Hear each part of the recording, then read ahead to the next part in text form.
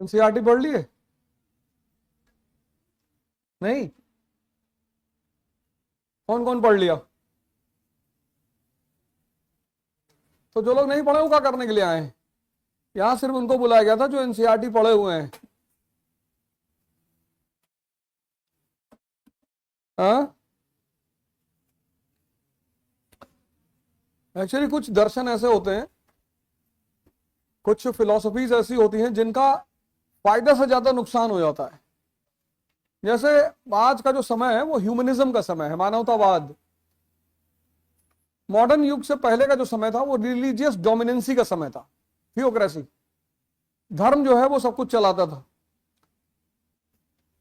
तो धर्म जब कुछ चलाता था, धर्म तो मानव को नियंत्रण में रखता था, वो कंट्रोल में हर जगह। जानवर में और इंसान में सबसे बड़ा फर्क यह है कि जानवर जब पैदा होता है तो प्रकृति उसके मन को लगाम दे देती है। जानवर का एक फिक्स खाना है, हर जानवर का उसका एक फिक्स खाना है, वो उस खाने से बाहर नहीं जाएगा। जानवर का एक प्रजनन माह है, रिप्रोडक्शन मंथ, जब वो रिप्रोडक्शन करेगा उसके बाद वो नहीं करेगा। तो जानवर को प्रकृति लगाम डाल देती है खुद। जानवर उस लगाम को, उसको तुम लगाम कहो या कानून कहो, जो भी कहो, जानवर उस कानून को नहीं तोड़ता। लेकिन इंसान को जब पैदा करता है मनुष्य मालिक, तो लगाम छोड़ देता है।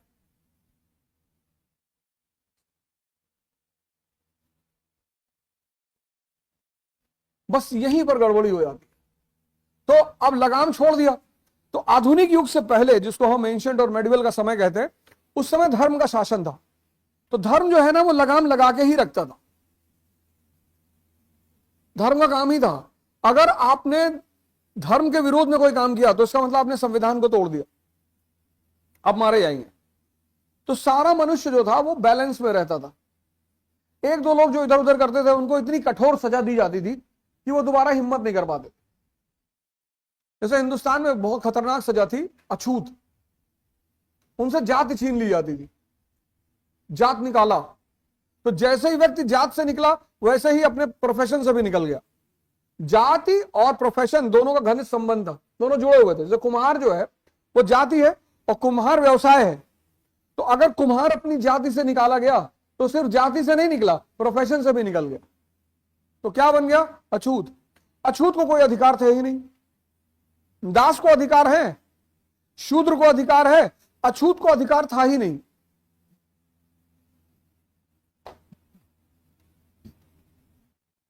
नहीं समझे?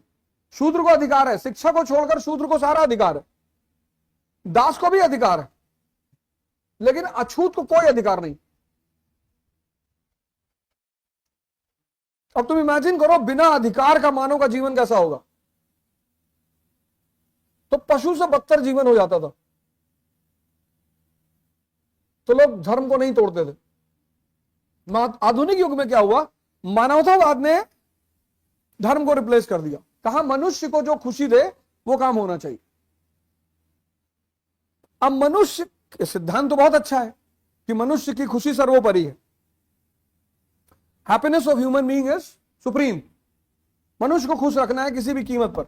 लेकिन इस सिद्धांत ने फायदा तो किया, मनुष्य को बेड़ियों से बाहर निकाला, आजादी दिया, सब कुछ किया। लेकिन अब मनुष्य एक बहुत बड़े सिद्धांत को भूल गया, और वो सिद्धांत यह है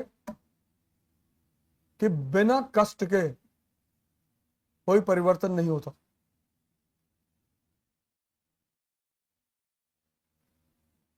मानवतावाद का सिद्धांत बहुत अच्छा है, लेकिन उस सिद्धांत ने एक बहुत बड़े सिद्धांत को मिटा दिया, और वो है कष्ट। अब किसी को कष्ट नहीं चाहिए, जिम्मेदारी नहीं चाहिए।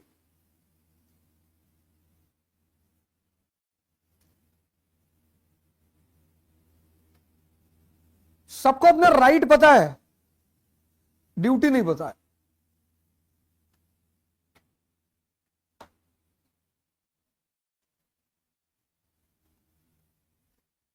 पहले जो बच्चे बड़े होते थे उनको संस्कार कौन देता था? दादा दादी देते थे। बुजुर्गों का काम ही यही था। घर के बच्चों को बड़ा करना। भाई माँ बाप बिजी रहते थे, तो जो दादा दादी होते थे, नाना नानी दादा दादी, नाना नानी तो ज्यादातर बर्बाद ही करते थे, आज भी करते हैं। नाना क्या कोई डांटता ही नहीं, दूध गिरा दो कोई ना डांटे, दाल पलट दो कोई ना डांटे। घर पे तो माँ बजा डाले तुरंत आधा घंटा अगर दाल वाल गिरा दो तो घर पे तो ये सब नहीं चलता था, लेकिन नाना के यहाँ तो आदमी जम के बदमाशी करता था। और 3 महीना नाना क्या, 2 महीना गर्मी की छुट्टी, 1 महीना जाड़े की छुट्टी, और बाकी अपने घर पे। तो इस मानवतावाद ने व्यक्ति को एक ऐसी चीज व्यक्ति से छीन ली जिसकी तरफ व्यक्ति जाना ही नहीं चाहता। कहता दुख नहीं चाहिए और चाहिए सब कुछ, बस कहता दुख मत दो, कुछ तरीका बता दो आईएएस बन जाए, कोई तरीका बता दो एमपी बन जाए, परेशानी ना हो। वो संभव ही नहीं है, वो पॉसिबल ही नहीं है।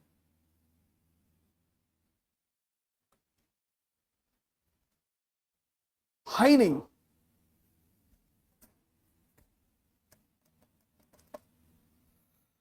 तो तुम में से कोई नहीं पढ़ा एनसीईआरटी?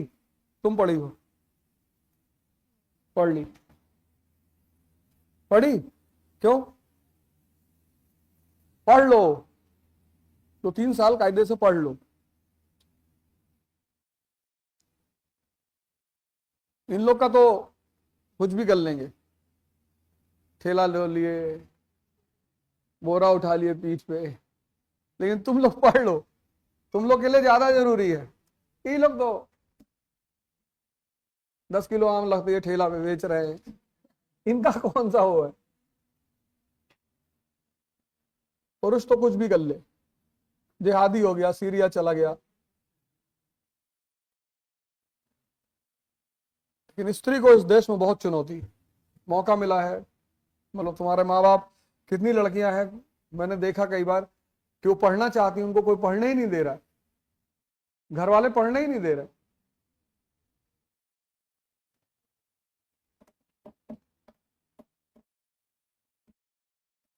इधर कितने लोगों ने पढ़ा? 1 आदमी, 2। इधर तब क्या चर्चा की जाए जब तुम सब लोग पढ़ के आए ही नहीं? तो चर्चा तो सारी पढ़ाई पे टिकी हुई थी, तुम पढ़ के आते तो चर्चा होती।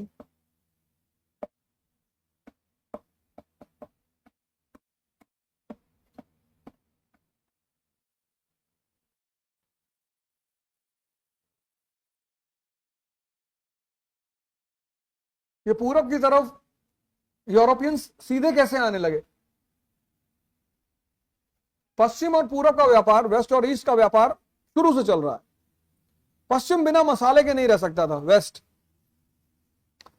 जो है वो पोलर रीजन में है, ये पूरा इलाका, ये देखो पोलर, ये 45 डिग्री ऊपर जितनी भी एरिया है ये सब ठंडा इलाका, ये सब पोलर रीजन है। ये फ्रांस 45 डिग्री ऊपर, 45 degree north, France, Germany, Poland, London, ये पूरा 45 डिग्री से ऊपर जितना भी क्षेत्र है ये सब पोलर रीजन में आता है। ये पूरा पोलर रीजन में आता है, पोलर। यहां फरवरी से लेकर, नवंबर से लेकर फरवरी तक बर्फ जमी रहती है, ठंडे इलाके हैं। अब इन 45 डिग्री ऊपर के जो ये ठंडे इलाके हैं, इनको मसाला चाहिए, खासकर दालचीनी चाहिए, सिनेमन। तुम्हारे घर में कोई शुगर और कोलेस्ट्रॉल का पेशेंट होगा, उसको डेली इतना टुकड़ा सिनेमन की चाय पिलाओ, 6 महीना पिलाओ, 2 दिन बाद मत चक्कर आने जाना, बस इतना टुकड़ा। इतना टुकड़ा दालचीनी ले लो, दालचीनी का पाउडर लेके मत आना, दालचीनी जो लकड़ी मॉडल में होती है उस तरह से, इतना टुकड़ा, 2 काली मिर्च, 1 इलायची और 1 लौंग, उसको क्रश करो, 2 पानी में मिलाओ, 2 गिलास पानी में, 1 गिलास बचे उसको पी लो, और 6 महीना, और 6 महीने बाद तुम पूरा रह जाओगे उसके रिजल्ट देखकर। तो 45 डिग्री ऊपर का जो इलाका, ये बर्फ वाला इलाका है, नवंबर से फरवरी। इस बीच उनको मसाला चाहिए। मसाला किस लिए? प्रिजर्वेटिव के लिए। भाई बर्फ जमी हुई है, अनाज होगा नहीं, तो मसाले को प्रिजर्वेटिव के रूप में यूज करेंगे वो। जैसे हम अचार बनाते हैं, अब आम आ गया, अब आम 12 महीने तो रहेगा नहीं, तो हमने क्या किया, उस पर मसाला लगा लिया, प्रिजर्वेटिव। और मसाला सिर्फ प्रिजर्वेटिव नहीं है, मसाला मेडिसिन भी है। कोरोना में तुमने देखा ही, राजू भाई दीक्षित कहते थे कि आप अगर अपने किचन को कायदे से समझते हैं तो आपकी सारी दवाएं आपके किचन में मौजूद है। हिंदू हल्दी का अच्छत लगाते हैं, हल्दी का बहुत प्रयोग करते हैं हिंदू, हर चीज में करते हैं, पूजा पाठ कहीं भी हल्दी का उपयोग करते हैं। और हल्दी कैंसर की सबसे बड़ी दवा है।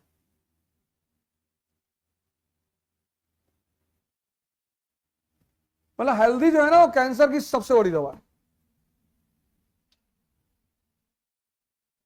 तो अब मसाला क्या है, प्रिजर्वेटिव है, और मसाला मेडिसिन है, दो चीजें।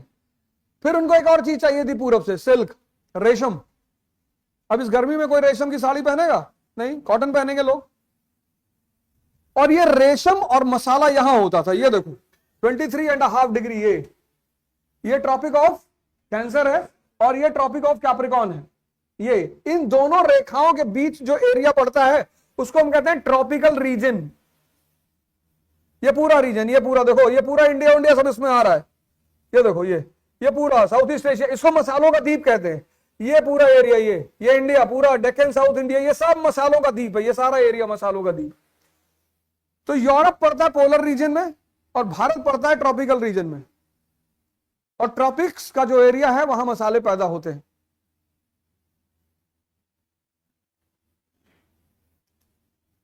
तो पश्चिम पूरब पे डिपेंडेंट था मसालों के लिए, लेकिन इनकी जो डिपेंडेंसी थी पश्चिम की पूरब पर, ये इन पर डिपेंडेंट है मसालों के लिए, लेकिन इनकी जो डिपेंडेंसी थी उसमें मीडियोकर का काम ये लोग करते थे। अरब, ये मिडिलमैन थे, बहुत पैसा कमाए मिडिलमैन, बहुत बेइंतहा पैसा। अरबियों की तो मौज थी, तब भी व्यापारी थे, आज भी व्यापारी।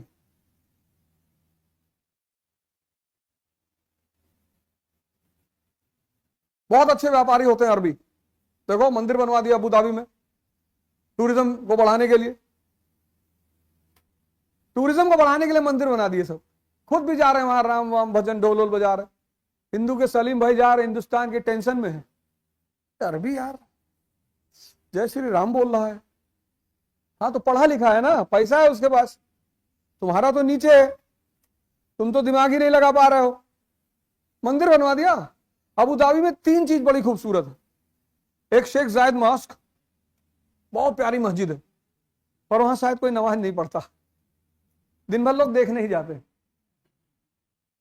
कुरान में है भी एक आयत कि एक जमाना आएगा जब मस्जिदें बहुत खूबसूरत होंगी, उनमें कोई नमाज पढ़ने वाला नहीं होगा। वहां दूसरी खूबसूरत चीज है वो मंदिर जो उन्होंने बनाया है, बहुत खूबसूरत। और तीसरी चीज उन्होंने बनाया गुरुद्वारा। ये तो पंजाबी ढाबा कहां खुलेगा भाई, हिंदुस्तान का टूरिस्ट जाएगा, ये कहेगा मटर पनीर।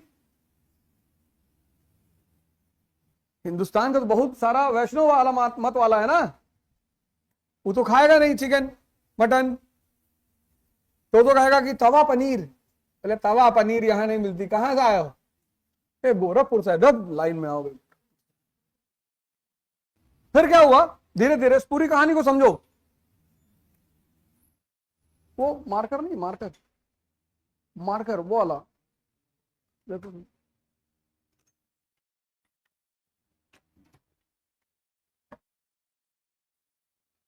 कौन सुनाएगा भारत पर कब्जे में ड्यूप्ले की भूमिका? आराम से सोच के बोलो, कोई दिक्कत नहीं ना, तुम्हें कोई डांटेगा ना। हाँ हाँ हाँ लिख लो, देख लो। अच्छा हाँ मार्क किया, देख लो, कोई बात नहीं, देख के बोलो, कोई बात। भारत पर कब्जे पर ड्यूप्ले की भूमिका बता दो, तुमको अपना एनसीईआरटी कोर्स फ्री में दे दें आराम से, लेकिन सोच के बताओ। तुम तो पूरा किताबें रंग डाली हो। चलो चलो देख के बताओ, बैठो आराम से, उसे देखो फिर मुझे बताओ।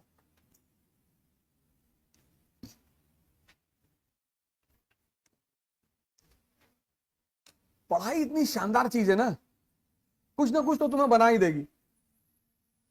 आईएएस नहीं बनाएगी तो नेता बना देगी, नेता नहीं बनाएगी तो बिजनेसमैन बना देगी।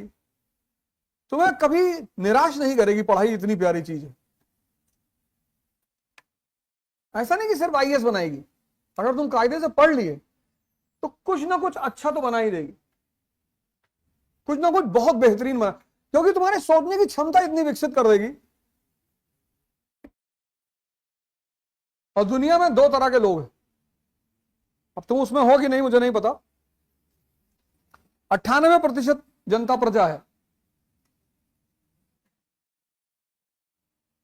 प्रजा की मानसिकता वाली, और 2% राजा। और दोनों के नियम इतने डिफरेंट हैं। प्रजा की अलग सोच है, सोच ही अलग लिया हुआ है, घड़ी कितने की लगाए हो, जूता पहने हो कि नहीं, जीन्स किस कंपनी का पहने हो, कुर्ता किस कंपनी का है, इसी में परेशान है। अयोध्या में गए थे तो शो था, तो शो में ऐसे टी शर्ट और लोअर पहन के चले गए, तो आगे एक आदमी बैठा हुआ था, कहा लोअर में पहन के चला है, लागा था कपड़ा ना ही पहन के लगे। हम जिस पे बोल रहे हैं उसको सुन ही नहीं रहा है, लेकिन वो उसका दोष नहीं है, वो उसके क्लास का दोष है। इसलिए अगर तुम सबकी बात जीवन में सुनोगे तो कुछ नहीं कर पाओगे। ये सब एंटरटेन करने के लिए पैदा हुए हैं, जो इतने लोग जीवन में पैदा हुए हैं ये सब एंटरटेनमेंट के लिए हैं। सोचो, अगर कंस नहीं होता तो कृष्ण कभी भगवान नहीं बन पाते। कंस को अगर हटा दो स्टोरी से ना, कृष्ण की स्टोरी से, तो कृष्ण कभी भगवान, अगर कृष्ण के पैदा होते वो ओरिजिनल मामा बन जाता और कहता ठीक है हमारा भांजा मार डाले हमको, लेकिन हम अपने भांजे को पूरा प्रेम देंगे, और महल में पालता और सारी सुख सुविधाएं देता और कहता बेटा जब बड़े होना तो हमको मार डालना, कुछ नहीं कर पाते कृष्ण।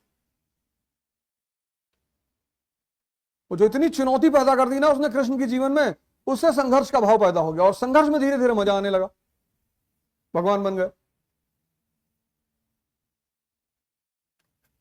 कभी कभी तुम्हें लगता नहीं कि इस देश में इतने सारे भगवान कैसे पैदा हो गए? इस देश को सूत्र पता है भगवान बनने का, इस देश को फॉर्मूला पता है। कोई भगवान थोड़ी है, लोग बन जाते हैं क्योंकि इस देश को सूत्र पता है, फॉर्मूला। इसलिए इस देश से लोग बहुत प्यार करते हैं और नफरत भी उतनी ही करते हैं। मैकाले उसी फार्मूले को मिटाना चाहता था। मैकाले जो है वो उसी फार्मूले को मिटाना चाहता था। इस देश में जो भी आया उस फार्मूले से प्रभावित हुआ, वो चाहे शक हो, चाहे कुषाण हो, चाहे मुसलमान हो, चाहे जो हो, सब उस फार्मूले से प्रभावित हुए।